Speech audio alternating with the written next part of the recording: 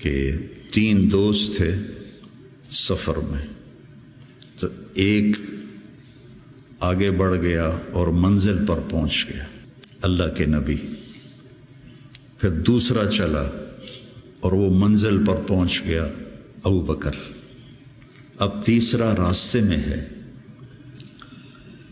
اب مسجد میں داخل ہوئے تو آپ کے ادھر ابو بکر تھے، ادھر عمر تھے رضی اللہ عنہ، سامنے صحابہ بیٹھے تھے۔ آپ نے ان سے فرمایا، دیکھ رہے ہو ہاکذا نحشر یوم القیامہ، میں قیامت کے دن ایسے اٹھوں گا، میرے سیدھے ہاتھ ابو بکر ہوگا، الٹے ہاتھ عمر ہوگا۔ ملہم مراد، سارے مرید، ایک شخص مراد، کتنے بڑے آدمی۔ تو صحابہ نے مشورہ کیا کہ فتوحات ہو گئی ہیں، کیسر اور کسریٰ کے خزانے مدینے میں آ گئے ہیں، اور عمر کا وہی حال ہے، وہی مجاہدہ ہے، وہی مشقت ہے، تو اب اسے نرم روٹی کھانی چاہیے۔ حضرت عمر کی روٹی کوئی کھا نہیں سکتا تھا، اٹک جاتی تھی گلے میں، اتنی سخت ہوتی تھی۔ تو انہیں لباس بھی، بڑے بڑے وفود آتے ہیں تو انہیں لباس بھی اچھا پہننا چاہیے، اور کوئی اب خادم رکھ لیں، اتنے غلام ہیں، کوئی خادم اپنی خدمت کے لیے رکھ لیں۔ یہ کون مشورہ کر رہے ہیں؟ زبیر بن عوام، طلحہ بن عبید اللہ، سعد بن ابی وقاص، عبد الرحمن بن عوف، علی بن ابی طالب، ابو عبیدہ بن جراح، 6 اصحاب عشرات المبشرہ میں سے 6 آدمی یہ مشورہ کر رہے ہیں۔ حضرت علی نے کہا، مانے گا نہیں، جو تم مرضی کر لو۔ حضرت علی نے کہا نہیں مانے گا، کہا نہیں، ہم انشاءاللہ منوائیں گے، ہم خود نہیں جاتے، ہم حضرت عائشہ کو بھیجتے اور حضرت حفصہ کو بھیجتے، دونوں امہات المومنین ہیں اور ایک بیٹی ہے، تو ان کی ضرور مانیں گے۔ تو یہ دونوں تشریف لائیں اور متکلم بنی حضرت عائشہ، کامر المومنین، آج آپ سے ایک بات کرنی ہے۔ کہنے لگے کہو۔ کہنے لگے اللہ کے رسول کے دور میں نہ دنیا آئی، نہ اللہ کے نبی نے دنیا کا ارادہ کیا، تو وہ مشقت میں گزر گئے۔ میرے باپ ابو بکر کے دور میں دنیا کی فتوحات نہ آئیں، نہ انہوں نے ارادہ کیا، وہ بھی گزر گئے۔ اب اللہ نے آپ کے لیے دنیا مسخر کر دی ہے، اور لہر بہر ہے، اور آپ کا وہی حال ہے، آپ کچھ نرمی کریں۔ وہ جو پچھلی باتیں انہوں نے کہیں، غلام رکھیں، اچھے کپڑے پہنیں، بڑے بڑے وفد آتے ہیں، نرم کھانا کھائیں، نرم بستر استعمال کریں۔ اور عمر کا رنگ بدلنا شروع ہو گیا۔ تو حضرت حفصہ دیکھ رہی تھے، بے ابا گیا چھت نال، تو جب حضرت عائشہ خاموش ہوئی تو کہنے لگے، یہ بتاؤ تمہیں یہ کس نے بھیجا ہے؟ تو کہنے لگی، پہلے کوئی ہاں نہ کرو تو پھر ہم بتائیں گے۔ کہنے لگے، اگر مجھے پتہ چل جائے نا کہ تمہیں کس نے بھیجا تو میں مار مار مار کے ان کے چہرے لہو لہان کر دوں۔ پھر فرمانے لگے، حفصہ تو گھر والی ہے نا، یہ بتا کبھی اللہ کے نبی نے 2 ٹائم کھانا کھایا؟ زندگی میں کبھی 2 وقت کھانا کھایا؟ وہ کہنے لگی نہیں۔ فرمانے لگے، صبح کھاتے تھے تو شام نہیں کھاتے تھے، شام کو کھاتے تھے تو صبح نہیں کھاتے تھے، کہ جی اللہم نعم۔ ایک دفعہ تو نے ایک چھوٹے سے میز پر کھانا رکھ کے دیا تھا، تمہیں یاد ہے؟ تو اللہ کے نبی نے اٹھا کے زمین پہ رکھ لیا تھا اور کہا تھا، آکل کما یاکل العبد، کہ جی اللہم نعم۔ تمہیں یاد ہے اللہ کے نبی کا ایک ہی جوڑا ہوتا تھا، اور اسے وہ خود دھوتے تھے، اور بعض اوقات وہ خشک نہیں ہوتا تھا، اور بلال آ جاتے، یا رسول اللہ الصلاۃ، تو آپ کہتے ابھی میرے کپڑے خشک نہیں ہوئے، یہاں تک کہ نماز تاخیر ہو جاتی تھی اور آپ وہ خشک ہو کر اس کو پہن کے جا کے نماز پڑھاتے تھے۔ اور یہ بھی تمہیں یاد ہو، وہ کہنے لگی اللہم نعم، کہ یہ بھی تمہیں یاد ہوگا کہ ایک دن وہ جوڑا بھی نہیں تھا تو آپ نے پڑوسن سے چادر مانگی تھی جس کو لپیٹ کر جا کے نماز پڑھائی تھی، یاد ہے؟ کہنے لگی اللہم نعم۔ کہا نبی کا بستر کیسا تھا تیرے گھر میں؟ کہا ایک ٹاٹ تھا، اس کو میں دوہرا کر کے بچھا دیتی تھی رات کو۔ تو حضرت عمر کہنے لگے ایک رات تو نے اس کی 4 تہیں لگا دی، تو صبح اللہ کے نبی نے کہا حفصہ میرا بستر تبدیل کر دیا ہے؟ کہ نہیں یا رسول اللہ وہی ہے، بس 2 کی 4 تہ لگا دی۔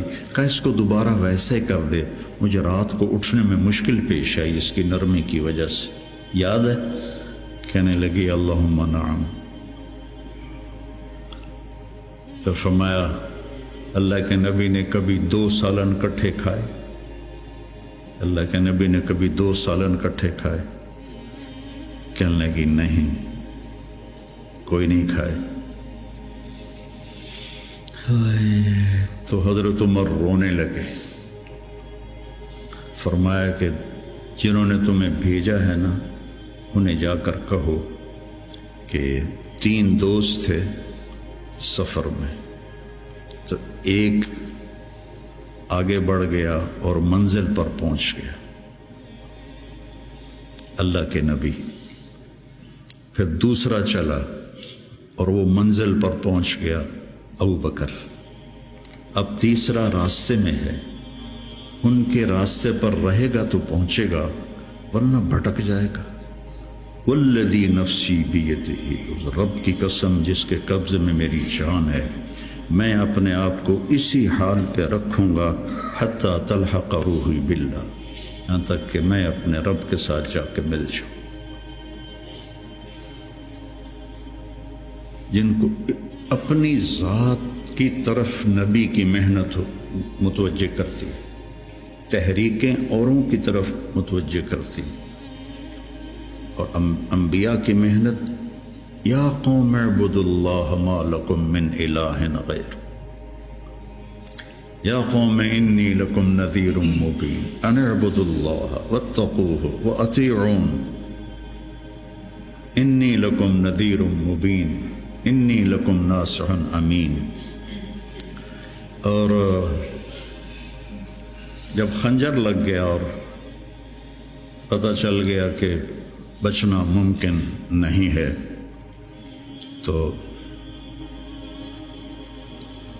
اپنے بیٹے کو بلایا عبداللہ بن عمر، فرمانے لگے جاؤ عائشہ کے پاس اور ان سے کہو کہ عمر اپنے ساتھیوں کے ساتھ دفن کی اجازت چاہتا ہے، اور امیر المومنین نہ کہنا، عمر کہنا، چونکہ اب میں امیر المومنین نہیں ہوں، اگر وہ اجازت دیں دیں تو مجھے وہاں دفن کر دینا ورنہ مجھے عام قبرستان میں لے جا۔ عبداللہ بن عمر رضی اللہ تعالیٰ عنہ تشریف لے گئے تو عائشہ رضی اللہ عنہ بیٹھی رو رہی تھی، تو انہوں نے عرض کی اماں جان میرا باپ عمر بن خطاب اپنے ساتھیوں کا قرب چاہتا ہے۔ تو حضرت عائشہ رضی اللہ عنہ نے روتے ہوئے کہا یہ جگہ تو میں نے اپنے لیے رکھی تھی، لیکن اگر عمر طلبگار ہے تو مرحباً بعمر۔ واپس آئے، کہا ابا جان ابشر قد اذنت، اجازت ہو گئی۔ کہ بیٹا ممکن ہے میرے شرم میں کہا ہو جب میں مر جاؤں پھر دوبارہ میرا جنازہ لے جانا اور باہر رکھ دینا، اور پھر ایک دفعہ دوبارہ پوچھنا، اگر اس وقت اجازت ملے پھر مجھے اندر لے جانا۔ اس میں حضرت علی آئے تو بڑے گھبرائے ہوئے تھے، تو حضرت علی نے پوچھا اتخاف من الموت؟ کہا نہیں، الذی بعد الموت۔ الذی بعد الموت، جس ہستی نے 22 لاکھ مربع میل میں اسلام پھیلایا، تو کہنے لگے ڈرو نہیں، میں نے کئی دفعہ سنا کہ اللہ کے نبی نے کہا خرجت انا و ابو بکر و عمر، دخلت انا و ابو بکر و عمر، جیت انا و ابو بکر و عمر و سیدہ کہول اہل الجنہ ابو بکر و عمر۔ کہ میں نے کئی دفعہ سنا، حضرت حسن بھی ساتھ، تو کہنے لگے قیامت کے دن گواہی دو گے میری؟ کہا میں بھی دوں گا، حسن بھی دے گا، میں بھی دوں گا، حسن بھی دے گا۔ تو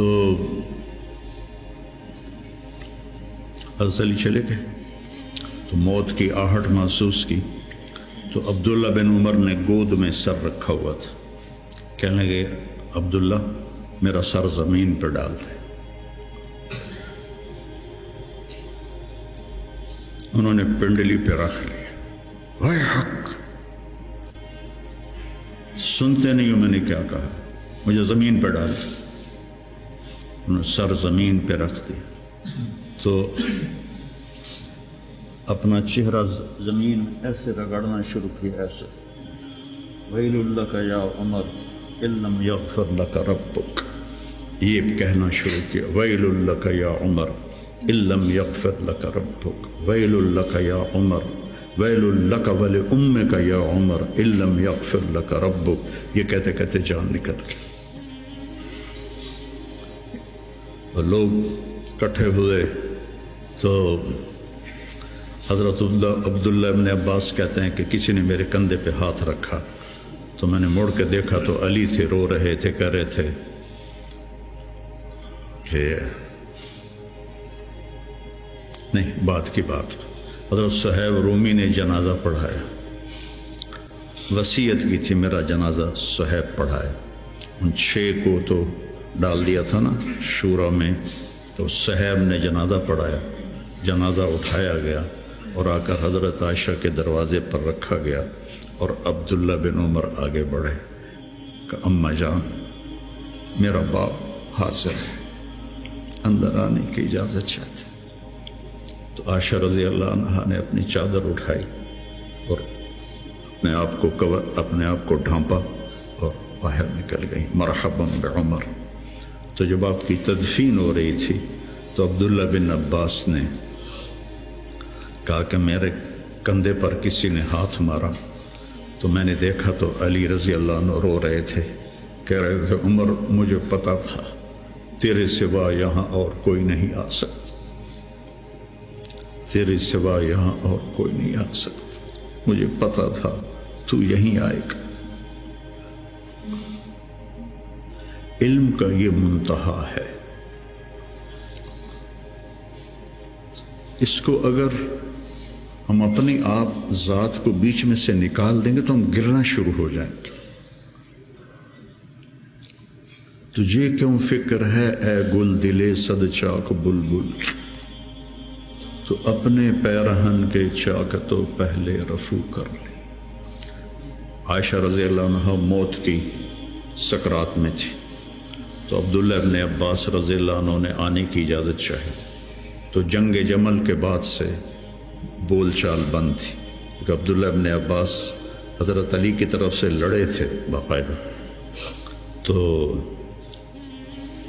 آپ کے پاس عبداللہ بن زبیر اور مسور بن مخرمہ رضی اللہ عنہ بیٹھے ہوئے تھے، تو حضرت عائشہ رضی اللہ عنہ خاموش ہو گئی، اتنا اثر تھا اس بات کا۔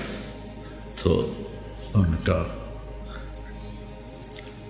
حبر الامہ ہے اور ابن عم الرسول ہیں، اجازت دے دیں۔ تو حضرت عائشہ روئے جا رہی تھی اور ان کی بڑی چادر آنسوں سے بھیگ چکی تھی، ساری چادر۔